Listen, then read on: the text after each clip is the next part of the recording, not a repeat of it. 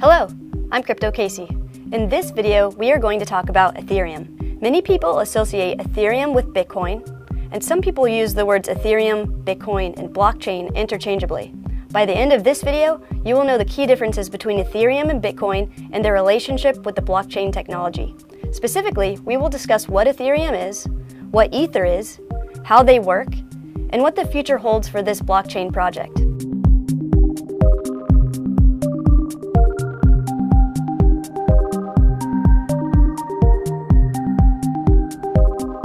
I've divided this guide about Ethereum into 7 chapters to make it simple and easy to follow.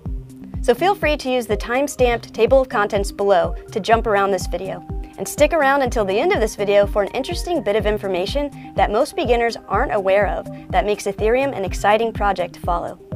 So let's get started. Chapter 1. What is Ethereum? Vitalik Buterin is a Russian-Canadian programmer and cryptocurrency researcher who came up with the idea for Ethereum in 2013, which finally went live in 2015. The most plain and simple explanation of Ethereum can be broken down into 2 words: software, platform. Now, what makes Ethereum different from other software platforms is that it's a blockchain-based software platform. So what is blockchain? The most plain and simple explanation of blockchain is that it's records of data stored on networks of computers. And there are 3 pillars of blockchain that make it unique: decentralization, transparency, and immutability. So let's break down these 3 pillars. Number 1, decentralization. The word decentralization with regard to blockchain is twofold. 1, it means the data is recorded and stored on multiple devices in multiple locations around the world, as opposed to one central place. And 2, decentralization also means that no one person, company, government, authority, or entity controls the data record and storage process. So instead of traditional centralized entities like the IRS, JP Morgan, or MIT, recording, storing, managing, and controlling their data by following their own protocols, deciding which servers to use, where the servers are located, and using their own proprietary software and security systems to protect their data, blockchain allows for decentralized record keeping, where data is recorded, stored, and managed on a network of computers with open source software around the world. Any changes to the blockchain protocol go through a consensus process that no one person or entity has control over. So that is the essence of the decentralization pillar. Number 2, transparency. The word transparency with regard to blockchain relates to the way in which transactions are recorded on a ledger that is available for everyone to see and that is saved on a network of computers around the world, making the data impossible to change or alter. The best way to see the value of transparency in data recording, storage, and management is by comparing these 2 scenarios. Currently, common citizens of the United States are not privy to where and how every single tax dollar is spent by the United States government. We just have to take the government's word for it. And even if the government had to show their records, it would be very easy for them to create, forge, or manipulate any data they chose to share with us, since they control their own data. You can see how that scenario is not transparent and not exactly trustworthy. So let's imagine if everyone in the United States had the ability to see a live, running ledger of where every single tax dollar was spent by the United States government at any moment in time. Basically, all US citizens could see a full disclosure of how our government is managing our money. And in this scenario, there is more trust and transparency, the second pillar of blockchain technology. Number 3, immutability. Immutability simply means that the data recorded and stored on the blockchain cannot be changed, forged, or altered. And this is achieved through cryptography and blockchain hashing processes. If you would like to watch a more in-depth video explaining what blockchain is and why it was developed, click on the link above to check out my blockchain video guide. So, to summarize the 3 pillars of blockchain technology, blockchain's recording and storage protocols make it such that once new data is verified, it is unmodifiable, it's distributed across a vast network of computers around the world, so it's hard to destroy, and no one person or entity controls the data or network, creating a completely transparent environment. Awesome.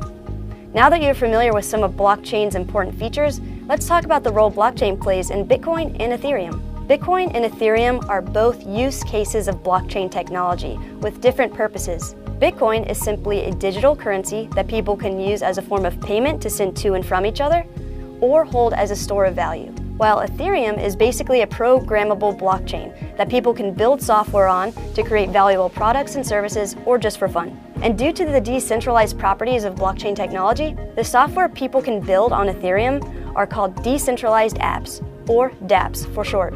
And the nature and potential of these decentralized applications, or dApps, has inspired the idea and desire for a crusade towards decentralized finance, or DeFi for short. The DeFi movement aims to transform the current financial system into a more transparent and trustworthy system, like I described in the scenario we discussed in the Transparency Blockchain Pillar segment. So how is Ethereum's blockchain-based software application able to operate if it's not owned or controlled by a central entity or authority? The answer to that question leads us to Chapter 2. Chapter 2. What is Ether? Many people commonly use the words Ether and Ethereum interchangeably when they are actually two different things. Ether is the Ethereum blockchain's native cryptocurrency. It operates similarly to Bitcoin in that it's a digital currency that can be transferred to people around the world, used as a form of payment, or act as a store of value. However, Ether was created for an entirely different purpose. So why does Ether exist? In previous videos, I explained the similarities between Bitcoin and gold. So if Bitcoin is digital gold, Ether could be described as digital oil. Ether was designed with the intention of fueling the Ethereum network. Going back to the decentralized pillar of blockchain technology, we discussed how open source software is distributed across a vast network of computers around the world. To incentivize people to host and maintain the data on the blockchain, Ether was created as a form of payment to fuel the Ethereum network. So anyone who wants to build a software application on the Ethereum network has to pay for the computing power and space required using Ether. And the amount of Ether required for network fees is determined by a built-in pricing system known as gas. Two other key differences between Bitcoin and Ether is that Bitcoin has a fixed supply and halving events, while Ether currently does not. A fixed supply and halving events protect cryptocurrencies from inflation, and a cap on the supply of Ether may or may not be implemented in the future. We shall see what the future holds. If you would like more information about Bitcoin halving, you can click on the link above to check out my video about the Bitcoin halving event in 2020. Nice. Next, let's talk about how Ethereum network fees are calculated. Chapter 3. What is gas? Gas considers the bandwidth and space requirements, as well as the computational difficulty of each transaction to calculate the amount of fees it will take to complete. The term gas was created to differentiate the cost of performing transactions on the Ethereum network from the actual value of the Ether currency.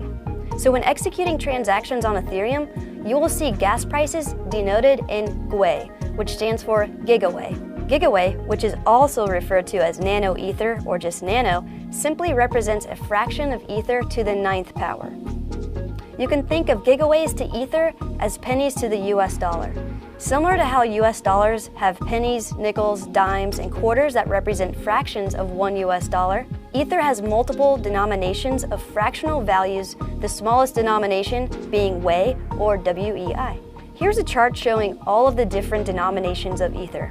So if we look at 1 gigawei of Ether, it's depicted as a decimal point followed by 8 zeros and a 1 in the 9th place. You can see how it would be difficult to determine the amount of Ether transactions will cost with all of the decimal places to keep track of. So instead of the gas price for a transaction being, let's say, 0.000000003 Ether, you can simply say 3 gigawei. And since the most common unit of Ether reflected in gas prices is gigawei, that's what denomination of Ether is used to represent gas prices. So when initiating a transaction on the Ethereum network, you will see what's called a gas limit. In this field, you can choose to increase or decrease the amount of Ether you are willing to spend to complete the transaction. The higher the gas price, the faster the transaction will be processed. And if there's not enough Ether to complete the transaction you desire, you will receive an insufficient funds for gas notification or similar. Currently, network processes on Ethereum are completed by miners via a proof-of-work protocol, which involves performing computational work on computer hardware to complete transactions. And miners, which are actually called nodes, are simply computers with software installed on them that connects them to the Ethereum network. Then, using computing power, they process and validate transactions in exchange for Ether. So using the built-in gas system, miners, or nodes, are able to set minimum amounts of gas prices they are willing to accept to process transactions. And if you don't have enough Ether to cover the gas costs, then no miners will perform the computational work required to complete the transaction. Great. Now when you use Ethereum, you will understand the difference between Ether and gas, as well as the reason why gas prices are denoted in gigawatt. And now that we have a basic concept of what Ethereum is and the roles Ether and gas play in the network, let's get into more detail about how the Ethereum software platform works. Chapter 4. How the Ethereum network works. Let's break down the Ethereum network into 3 simple layers so that we can understand how it works in a nutshell conceptually. Imagine the base layer of Ethereum consists of a vast network of computers called nodes. These nodes are connected to the internet with software installed on them that runs the Ethereum blockchain. And this base layer of nodes is where transaction data is processed, validated, broadcasted, and stored. And as these nodes perform the computational work required to process transaction data, they are rewarded with Ether dictated by the gas prices we discussed earlier. These rewards incentivize nodes to maintain the Ethereum network by processing transaction data. Transaction data can contain value in the form of Ether and information in the form of code. And these codes can transmit data and trigger actions in the next layer of the Ethereum network. So, imagine another layer on top of the base hardware layer as a software layer. This software layer supports a programming language library that consists of languages like Solidity, Viper, Bamboo, and more. Using these computer languages, developers can write what are called smart contracts. The term smart contract was actually coined back in 1998 by an American computer scientist named Nick Szabo, who invented the digital currency BitGold 10 years before Bitcoin was created. Szabo's idea was to basically use computer code to execute terms of sophisticated contracts in the buying and selling of securities like options and futures. So smart contracts are just lines of code that dictate the terms of a contract and control the execution of the contract. And with the nature of Ethereum's hardware layer and its blockchain-based software, this creates the perfect, trustworthy digital environment for building and executing smart contracts. Smart contracts have the unique ability to authorize transactions and carry out terms of contracts within a trusted environment, which eliminates the need for a central authority like a government, bank, or legal system. So smart contracts make transactions trackable, transparent, and permanent. Awesome. So we have the hardware layer and the software layer of Ethereum, which combined basically creates a global decentralized supercomputer known as the Ethereum Virtual Machine, or EVM. In computing, virtual machines, or VMs, are simulations of computer networks that can be used for many different cases. In the case of the Ethereum Virtual Machine, or EVM, a very basic and general idea of its role in the ecosystem is to improve the flexibility of the software and ensure separation of each software host and each software application. And software applications bring us to the final layer of Ethereum. The application layer is where developers can build and launch third-party decentralized applications, or dApps for short. These applications are decentralized because they operate on Ethereum's decentralized blockchain-based platform. Popular examples of dApps that have been created are CryptoKitties, which is a game, and Augur, which is a prediction market platform. At the time of this video, a total of 2,772 dApps have been launched on the Ethereum network, of which around 1,500 are live. There are several different dApp categories, including games, exchanges, identity, health, property, and much more. At the time of this video, the categories with the most transactions are games and exchanges, while the categories with the most active users are finance and exchanges. If you want to check out all of the current dApps out there, you can go to https://stateofthedapps.com and filter by the Ethereum platform. Cool. Now another popular element of the Ethereum ecosystem and dApps brings us to the next chapter. Chapter 5. What are ERC20 tokens? You've probably heard the term ERC20 before. And before we talk about ERC20, let's talk about what ERC means. ERC is simply an acronym that stands for Ethereum Requests for Comments, and it is similar to BIP, which stands for Bitcoin Improvement Proposal. Since Ethereum and Bitcoin are blockchain-based technologies, there is no one person or entity that is in charge of deciding what new features to add, changes to make, or fixes to implement to the protocols. So ERC is a process that was created as a way for people to contribute information about Ethereum or introduce features to the Ethereum network. ERCs, or Ethereum requests for comments, are basically how developers can propose improvements to the network. So the number 20 of ERC20 represents the unique ID number of that particular proposal. So let's talk about what ERC20 is all about. ERC20 is a token standard, which is simply a list of rules that any tokens issued on the Ethereum blockchain must follow. So what are tokens? In the context of Ethereum, tokens are types of cryptocurrencies with different functions that represent an asset or are intended for a specific use that operate on the Ethereum blockchain. So the Ethereum ecosystem allows for the creation, deployment, and circulation of virtual currencies or tokens. And ERC20 proposed the implementation of rules and regulations developers must follow when creating tokens to issue on the Ethereum network. These rules can dictate how the tokens can be transferred, transaction approval methods, user access to the tokens, and the total supply or number of tokens available. So ERC20 basically ensures compatibility of new tokens issued on the Ethereum network. Tokens that currently run on the Ethereum blockchain are referred to as ERC20 tokens. Currently, over 242,000 different tokens have been issued on the Ethereum network. Some of the more popular ERC20 tokens include Tether, Chainlink, VeChain, and BAT, and each token has a different function or utility. For example, Tether is a token that is tethered to the US dollar in that it maintains the same value as the US dollar.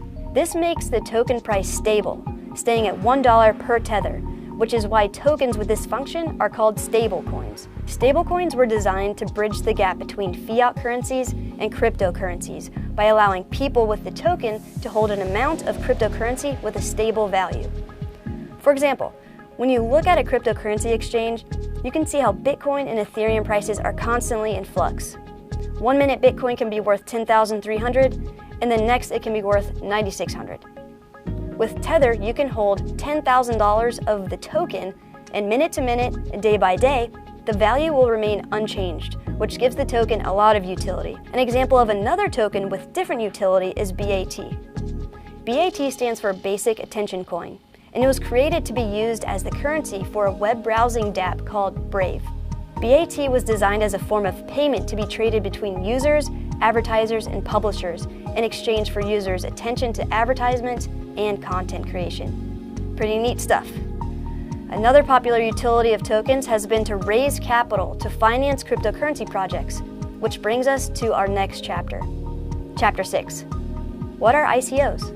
ICO stands for Initial Coin Offering, which operates similarly to an IPO, or Initial Public Offering. An Initial Public Offering refers to when a privately held company decides to offer shares of their company to the public in the form of stock on the stock market.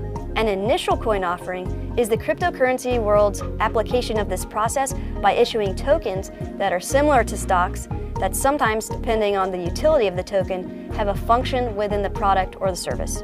ICOs are used to raise capital through crowdfunding in order to build a product or service typically a startup company wants to bring to market. In fact, Ethereum raised $18 million worth of funds in only 42 days from conducting an ICO back in 2014. At that time, Ether was worth about 30 cents per Ether. Now, at the time of this video, Ether is worth around $270. So while ICOs can be a great way for companies looking to build and offer blockchain-based products and services to secure funding, investing in ICOs is extremely risky. Since there is no regulation of the ICO process, many investors risk losing any funds they allocate towards ICOs due to fraudulent projects, scams, legitimate projects being shut down for one reason or another, or legitimate projects failing. Many times an ICO raises so much capital that the team loses any incentive to go through with the project and instead decides to take the money and abandon the project altogether. For that reason, I do not highly recommend investing in ICOs until more regulations have been implemented that protect investors' interests. Awesome. Now that we are familiar with the ICO process, ERC20 tokens, and how the Ethereum ecosystem works conceptually, let's take a look at what the future holds for this blockchain project. Chapter 7. Ethereum 2.0. Later this year, Ethereum will start to undergo a major network update that has been nicknamed Ethereum 2.0, ETH2, and Serenity. Ethereum 2.0 is the final iteration of the Ethereum network's evolution and is set to launch later this year in 2020, which will coincidentally be a few months after the Bitcoin halving event if everything stays on schedule. This update will involve switching from miners processing transactions through proof-of-work protocols to validators processing transactions through what is called proof of stake. In addition, the update will feature sharding, a new virtual machine, and much, much more.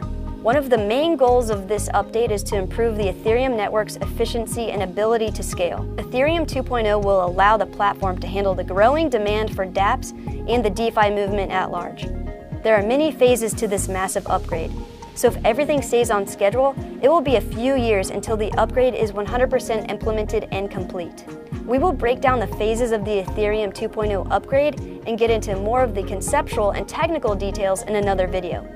In the meantime, there is a lot of room for growth in this project, as it's still in its infancy developmentally. Widespread and real-world use of Ethereum is quite feasible at this point in time, which brings us to the fun bit of information I promised to share at the beginning of this video, the EEA, or the Enterprise Ethereum Alliance. So what is the Enterprise Ethereum Alliance? The principles inherent in Ethereum's platform due to its blockchain foundation are not principles normally adopted by large corporations. These principles relate to the pillars of blockchain we discussed earlier, namely decentralization and transparency. As you may have realized throughout this video, the Ethereum platform offers many solutions to issues a lot of businesses, other types of entities, and entire industries at large face on a daily basis. To reconcile the disconnect between old school practices and these new principles blockchain technology brings to the table, the Enterprise Ethereum Alliance was born. The Enterprise Ethereum Alliance, or EEA, was created to facilitate the conversion of enterprise-grade software to Ethereum's decentralized blockchain-based platform.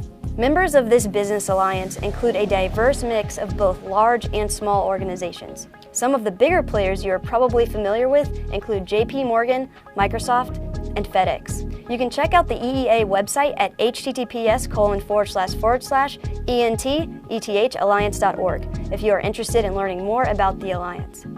So essentially, the Enterprise Ethereum Alliance will be a key driver in the mass adoption of the Ethereum network around the world. If Ethereum seems like something you would be interested in investing in, scroll down to the description area below and click on the link to the Coinbase exchange. You will receive $10 worth of free Bitcoin once you invest $100 in cryptocurrency on Coinbase.